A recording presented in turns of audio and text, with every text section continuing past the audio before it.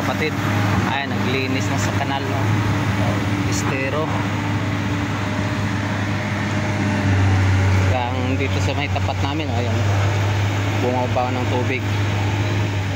Pero nakabara pa rin kasi tubo lang yung PVC lang yung doon.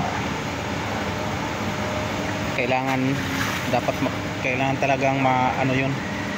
Ayan, pinapalaliman ng kanal estero dito, kaya bumaba ng tubig. Kaso ang dami pang basura dito kasi sa ano pala ito, Pasig pala ito dito, itong kanal na to sa Pasig yan, kaya kailangan taga Pasig maglinis dyan. Ang problema namin dito, itong lusutan ng tubig sa amin hindi pa makalabas-labas ng tubig, at saka ang daming basura. Ayan, hindi pa nalinisan ng barangay kasi dito ginawang tambakan ng basura din, oh. Ito sa gilid, ayan. Ayan, ang hirap naman itong mga taga rito.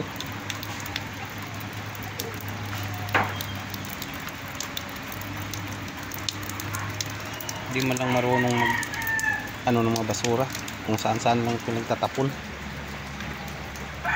Marami kasing dumadaan dito itong ano na to, marami dumadaan dito, umakyat dito, dumadaan, dala-dala yung basura. Pag hindi dito itatapon, dito dati nga sako-sako pa dito.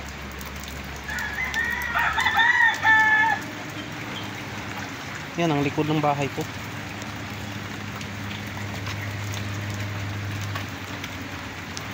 Kaya ang hirap dito. Kailangan malinis ito ng taga Pasig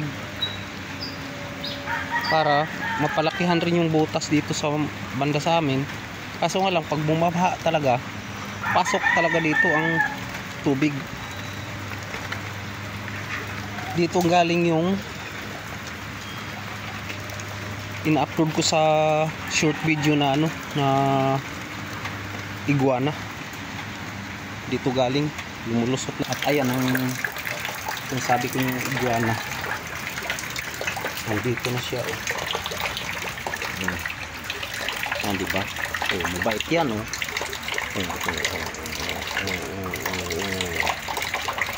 Hindi siya mailap. Kitang-kita na yung niya sa likod, palikpik niya sa likod. Ayan, oh.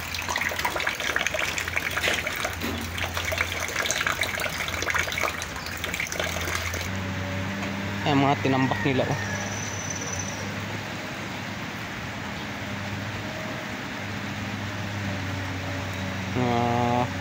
Hinukay dyan sa estero nang yan.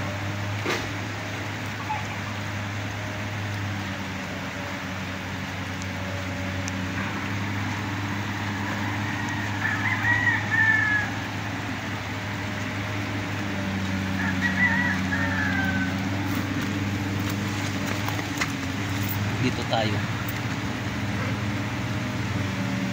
May ano pa dito, oh. May ugat pa ang dragon fruit. Tinapon na lang.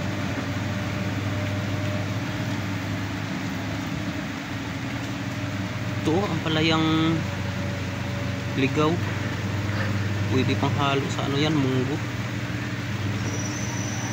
Usbong. Dito na nga lang ako kukuha pag nagulay ako ng munggo.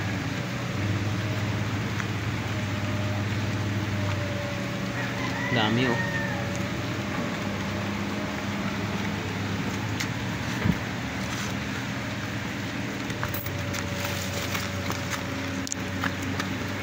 Malunggay dito ang nakalbo. Daanan kasi. Ayan, oh. Tinabakan na nga namin dito sa gilira para makakulay kami doon, makasundot namin yung butas doon. Kaso ang tigas ng nakbara, ang tigas tanggalin, hindi matanggal-tanggal. Kailangan namin yung bakal ang panundot. Wala kaming bakal na panundot dito. Pinagpasundot lang namin dito, ito lang PVC, haba yan.